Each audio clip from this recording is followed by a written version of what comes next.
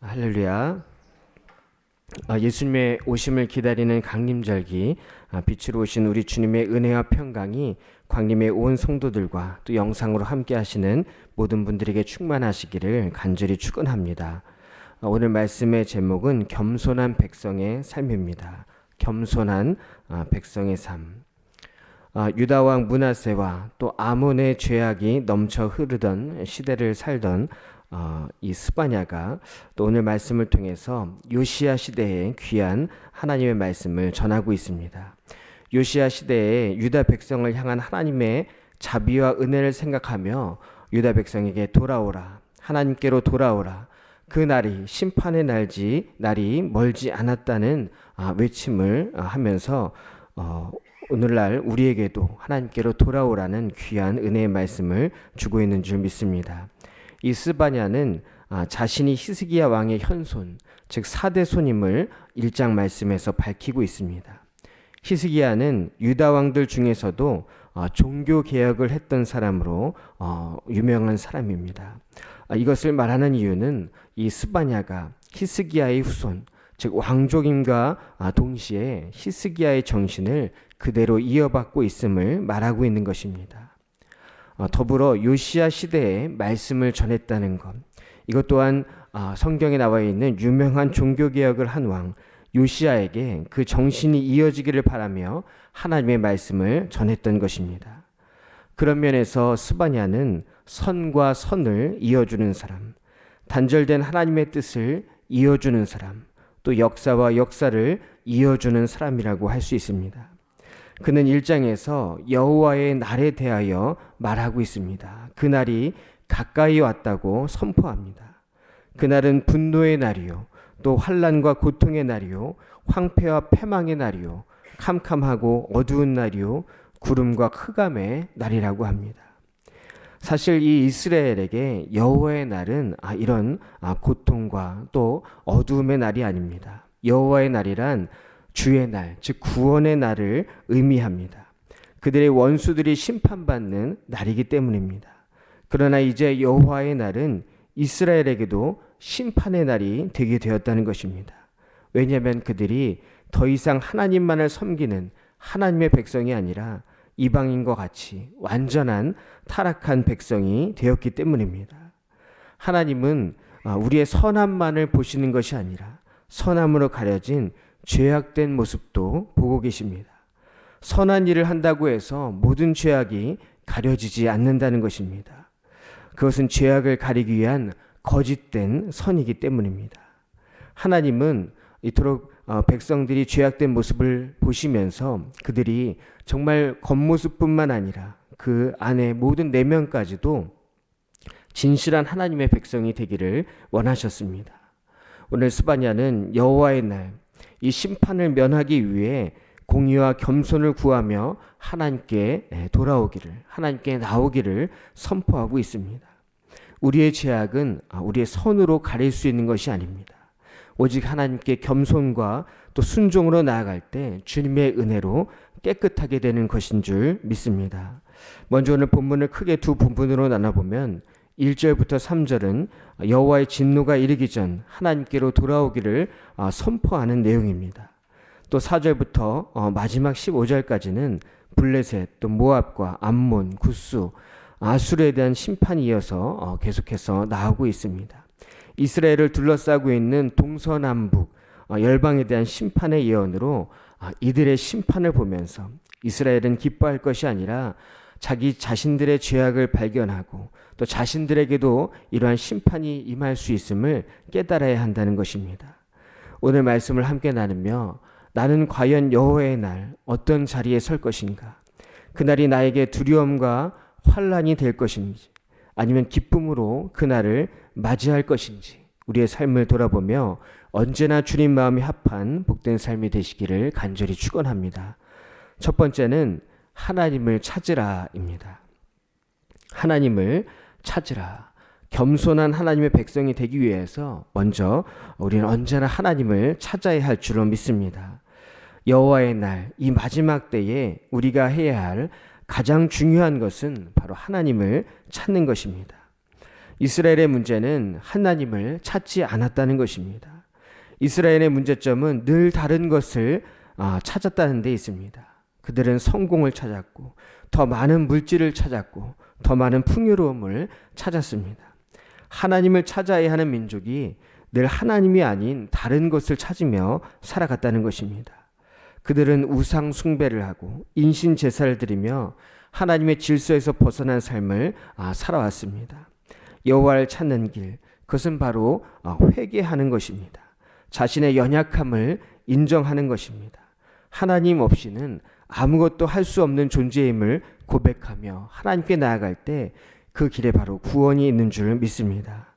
사람은 누구나 만족을 잃고 난 후에야 그것의 진가를 안다고 합니다. 하나님 없는 삶은 공허할 수밖에 없습니다. 그 삶은 물질로도 또 세상의 인기로도 그 어떤 것으로도 채울 수 없습니다. 오직 하나님만이 그 공허함을 채울 수 있는 것입니다. 그러기에 오늘 1절 말씀에 수치를 모르는 백성들아 모일지어다. 수치를 모르는 백성아 모일지어다 라고 말씀합니다. 이 말씀은 이스라엘이 하나님을 찾지 않았다는 것이 아닙니다. 그들이 하나님의 이름으로 모이고 하나님 앞에 모였을지라도 수치를 모르는 상태, 즉 신령과 진정으로 죄를 회개하며 나아간 것이 아니라 자신의 죄를 인정하지 않은 채 수치를 모르는 상태로 하나님께 나아갔다는 것입니다. 진정성 없는 거짓된 모습, 외식적인 형식적인 종교 생활을 고발하고 있는 것입니다. 수치를 모른다는 것은 죄인이란 말이 아닙니다.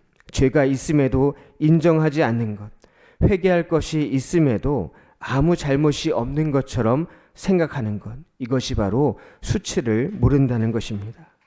하나님 앞에서는 죄가 있고 없고가 문제가 아닙니다. 그 죄를 인정하느냐 하지 않느냐가 문제인 것입니다. 하나님을 찾는다는 것은 자신의 연약함을 또 자신의 죄악을 더 나아가 자신이 하나님 없이는 살 수 없는 존재라는 것을 인정하는 것입니다. 스바냐는 수치를 모르는 백성아 모일지어다. 수치를 모르는 백성아 모일지어다.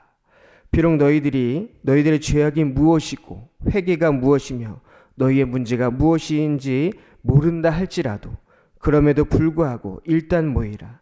하나님 앞에 모이라고 하나님 앞에 나와서 회개하라고 촉구하고 있는 것입니다.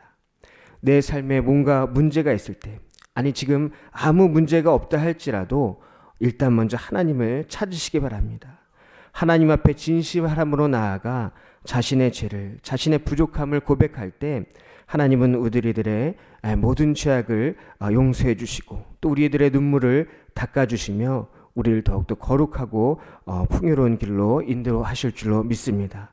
언제나 하나님을 찾는 복된 삶이 되시기를 간절히 축원합니다. 두 번째는 겸손을 구하라입니다. 겸손을 구하라. 우리가 겸손한 백성이 되기 위해서 언제나 겸손을 구해야 할 줄로 믿습니다. 스바냐는 하나님을 찾는 이들을 향해서 오늘 본문에 겸손한 자들이라고 말하고 있습니다. 겸손한 자들. 그런데 그들에게 더 나아가 구해야 할 것은 공의와 겸손이라고 말합니다. 더 나아가 구해야 할 것이 공의와 겸손이라고 말합니다. 하나님을 찾으며 공의와 겸손을 구하는 것, 이것이 바로 여호와의 날 마지막 심판 때에 구원을 받을 유일한 길이라는 것입니다. 겸손한 자들은 어떤 자들입니까? 하나님 없이는 살 수 없음을 고백하는 자들, 즉 하나님을 찾는 자들을 말합니다. 그런데 이들이 구해야 할 것이 공의와 겸손입니다. 겸손한 자들이 구해야 할 것이 공의와 겸손이라는 말입니다. 즉 하나님의 뜻을 알고 더욱 겸손해지는 것, 이것은 끝이 없습니다. 겸손한 자들이라 할지라도 끝까지 공의와 겸손을 구해야 하는 것입니다. 이만하면 됐지, 이만큼 겸손하면 됐지, 이런 것이 하나님 앞에서는 없다는 것입니다. 하나님 앞에서는 늘 끝까지 겸손해야 한다는 것입니다. 그런데 우리가 살아가는 지금의 시대는 어떤 시대입니까? 겸손하면은 바보가 되는 시대입니다. 하찮은 존재에 대한 두려움, 겸손한 것이 혹시 나를 하찮게 여기도록 하는 것은 아닐까, 이러한 물음을 갖고 살아가야 하는 시대입니다. 그래서 과소평가되는 것, 쓸모없는 사람들처럼 여겨질까 봐 전전긍긍합니다. SNS에 여행 사진을 올리고 좋은 식단 간 것을 올립니다. 왜냐하면 자신의 가치가 이 정도라는 것, 내 삶이 이 정도까지 행복하다는 것, 그러니 나는 쓸모없는 인간, 하찮은 인간이 아님을 계속 드러내며 살고자 하는 것입니다. 왜냐하면 하찮은 존재에 대한 두려움이 있기 때문입니다. 하지만 우리는 평범함에서 가치를 찾을 수 있는 마음이 있어야 합니다. 드러내지 않아도 그 자체로 사랑받을 수 있는 존재임을 깨달아야 한다는 것입니다. 그런데 언제 이러한 것을 깨달을 수 있느냐? 바로 겸손한 존재가 될 때, 그리고 더 겸손한 마음으로 하나님을 찾을 때, 그때 바로 참된 만족과 또 구원의 삶을 살아갈 수 있다는 것입니다. 겸손의 상징으로 여겨지는 성 프란체스코, 그가 기도하고 있을 때 한 사람이 찾아와서 물었습니다. 어떻게 당신처럼 겸손한 삶을 살아갈 수 있습니까? 그때 성 프란체스코는 내가 자랑할 수 있는 것, 자기 자신이 자랑할 수 있는 것을 모두 내려놓을 때 겸손해질 수 있습니다. 왜냐하면 내가 자랑할 것이 하나님과 나와의 관계를 가로막히고 있기 때문입니다. 첫째도 겸손, 둘째도 겸손, 셋째도 겸손입니다. 이처럼 겸손은 단순히 자기 자신을 낮추는 것이 아닙니다. 더 하나님과 가까워지려고 하는 노력, 더 하나님과의 관계에 집중하는 것이 바로 겸손이라는 것입니다. 하나님과 가까워지면 겸손할 수밖에 없습니다. 그러나 하나님과 멀어질 때 교만한 삶을 살아가게 됩니다. 하나님이 이방 민족을 보면서 그들을 심판하신 이유는 하나같이 그들이 교만했기 때문입니다. 여기서 교만하다는 것은 그들이 하나님 없이 살아갔다는 것, 자기 자랑으로 살아갔다는 것을 말합니다. 즉 하나님과 관계없는 삶이 교만한 삶이요 또 심판의 이유가 되었다는 것입니다. 하지만 겸손한 자들, 즉 하나님의 백성에게 요구되는 것은 끝까지 공의와 겸손을 구하는 것, 끊임없이 하나님의 뜻을 구하며 끊임없이 겸손해지는 것입니다. 하나님을 찾고 또 찾을 때 우리 안에 겸손이 넘쳐나게 될 줄로 믿습니다. 하나님과 깊은 관계가 될 때 더욱 겸손하게 될 줄로 믿습니다. 또 하나님의 뜻을 구할 때 우리의 삶이 겸손한 삶이 되게 됩니다. 하나님과 나 사이를 가로막고 있는 모든 세상의 자랑들, 또 교만들, 여러 가지 상황들을 제거할 때 우리가 더욱 겸손하게 하나님께 나아가게 될 줄로 믿습니다. 오늘도 하나님을 찾으며 더 겸손하게 되는 복된 삶이 되시기를 간절히 축원합니다. 세 번째는 주변을 둘러보라는 것입니다. 주변을 둘러보라. 겸손한 삶이 되기 위해서 우리 주변을 둘러보아야 할 줄로 믿습니다. 오늘 4절부터 이어지는 열방의 심판에 대한 말씀이 계속해서 나오고 있습니다. 이스라엘을 둘러싸고 있는 주변 나라들, 그들이 심판을 당한 이유는 바로 교만과 우상 숭배 때문입니다. 교만과 이 우상 숭배는 매우 밀접하게 연결이 되어 있습니다. 오늘 10절 말씀에 그들이 이런 일을 당한 것은 그들이 만군의 여호와의 백성에 대하여 교만하여졌습니다. 그들의 교만 때문에 이러한 심판을 당하게 된다는 것입니다. 먼저 교만은 하나님 없이 살 수 있다는 것, 즉 내가 갖고 있는 것으로 충분히 살 수 있다는 것입니다. 그래서 하나님을 인정하지 않습니다. 또 하나 이 우상 숭배는 이 땅에서 누리는 물질과 관계가 있습니다.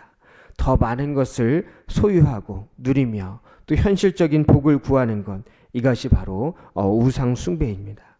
내가 어떤 가치를 추구하면서 살아가느냐, 이러한 물음을 갖고 살아가는 것이 아니라 내가 지금 소유한 것이 무엇이냐, 항상 결과론적으로 이야기합니다.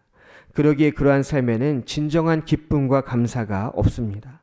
더 많은 것을 누리기 위해 이기적인 삶을 살아가게 될 뿐입니다. 하지만 스바냐는 유다를 둘러싸고 있는 수많은 나라들의 멸망을 이야기하며 유다 백성에게 깨달으라. 이들이 심판을 당할 수밖에 없는 이유를 깨달으라. 이들에게 물질도 있고 권세도 있고 군사력도 있고 여러 가지 좋은 것을 다 갖고 있지만 단 한 가지 이들에게 없는 것, 이들 안에 하나님이 없기 때문에, 또 하나님을 찾고자 하는 겸손함이 없기 때문에 이들은 심판을 당할 것이며 완전히 사라지고 마는 비참한 인생이 되고 말 것이라는 것을 이야기하고 있는 것입니다. 그러나 동시에 중요한 말씀을 하고 있습니다. 이 말씀이 유다에게는 회복과 소망의 말씀이 됩니다. 비록 그들이 잠시 환난과 어려움을 당할지라도 그들에게는 소망이 있습니다. 그들이 하나님께로 돌아간다면, 다시 겸손한 백성이 된다면 하나님은 그들을 다시 세워주실 것이며 다시 하나님의 은혜와 평강을 누리는 복된 삶으로 인도하실 것이라는 회복의 말씀을 주고 있는 것입니다. 토마스 벨은 하르트라는 사람의 소설 몰락하는 자를 보면은 훌륭한 피아니스트를 꿈꾸는 촉망받는 두 음대생에 대한 이야기가 나오고 있습니다. 그런데 이 두 음대생이 세기의 천재 피아니스트 글렌 굴드라는 사람을 만나서 벌어지는 이야기를 이 소설에 담고 있습니다. 소설의 내용을 보면은 두 음대생이 찰스 브루크라는 유명한 음대에서 당시 피아노의 거장 호로비치의 제자로 성장하고 있었습니다. 그런데 이 둘 앞에 갑자기 천재 피아니스트 글렌 굴드라는 사람이 나타나게 됩니다. 이 두 청년은 이 글렌 굴드와 자신들을 비교해 가며 자신들에게 있는 재능을 의심하고 절망에 빠지게 됩니다. 글렌 굴드를 뛰어넘을 수 없다고 생각한 두 사람은 결국 피아니스트가 되겠다는 자신들의 꿈을 포기하기에 이릅니다. 그리고 한 사람은 끝내 스스로 자신의 삶을 죽음으로 몰아갑니다. 이 두 사람은 최고가 될 수 없다면 포기만이 유일한 해결책이라고 생각했기 때문입니다. 그들은 처음에는 피아노를 치는 기쁨에 피아니스트가 되겠다는 꿈을 꿨지만 다른 사람과 비교하며 자신들의 꿈을 포기할 뿐만 아니라 생명을 포기하는 비참한 인생이 된 것입니다. 우리가 세상을 살아가며 꼭 최고가 될 필요는 없습니다. 다른 사람과 비교하며 절망할 필요도 없습니다. 내게 주신 것을 만족하며 그것을 누리는 삶이 정말 행복한 삶인 줄 믿습니다. 그러나 이스라엘과 유다, 그들이 하나님의 백성이라고 하면서도 그들은 끊임없이 자신과 주변 나라들을 비교하면서 살았습니다. 그래서 자신들에게 없는 것, 그러나 그들이 갖고 있는 것, 그것들을 늘 동경했습니다. 그들은 그것을 누리려다 하나님을 포기하고 하나님과 멀어지고 이방인을 따라 살아가는 삶, 늘 비교하고 타인의 시선을 민감하게 반응하며 만족하지 못한 삶을 살아갔던 것입니다. 하나님은 그들이 동경했던 나라들의 멸망을 통해서 그들이 깨닫기를 원하셨습니다. 너희가 비교하며 그토록 닮고 싶어 했던 나라들, 부러워했던 나라들, 그들이 무너진 것을 봐라. 그들을 바라보라. 하나님 없는 백성의 삶이 얼마나 비참한 것인지를 보고 깨달으라는 귀한 음성을 주시고 계신 것입니다. 우리 주변에 많은 것을 소유하고도 만족하지 못하는 삶을 살아가는 사람들이 있습니다. 많은 인기를 얻고도 외로워하는 사람들이 있습니다. 왜냐하면 그 안에 하나님이 없는 삶을 살아가기 때문입니다.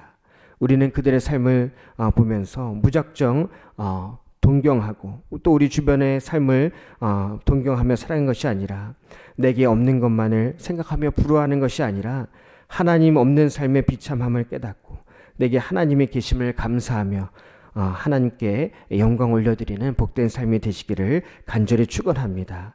함께 기도하시겠습니다. 사랑의 주님, 오늘도 우리의 삶 가운데 함께 하시어 복된 길로 인도하시고 구원의 삶을 살아가게 하심을 감사를 드립니다. 우리가 오직 하나님만을 바라보며 하나님을 찾게 하시고 겸손한 삶을 살게 하여 주시옵소서. 늘 감사와 만족 가운데 주님의 은혜를 누리는 복된 삶을 살아가게 하여 주시옵소서. 오늘도 우리의 삶을 기쁨으로 가득 채워주실 우리 주 예수 그리스도의 이름으로 간절히 기도합니다. 아멘.